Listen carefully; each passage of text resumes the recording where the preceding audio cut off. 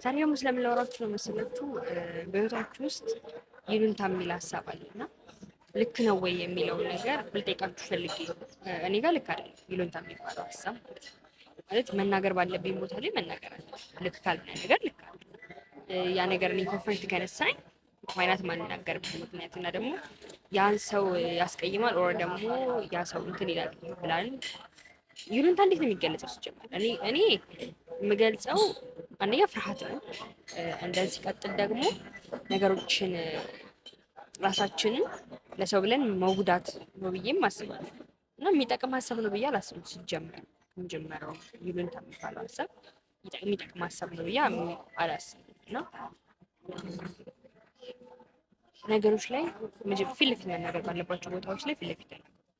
ምንም ወደዛ ወደዚህ የሚባልበት ቦታ የለም።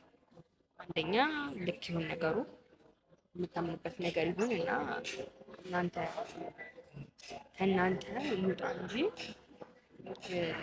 ፐርፐዝሊ ሰውን ለማሳማት ብላችሁ የምትናገሩት ንግግር አይሆን።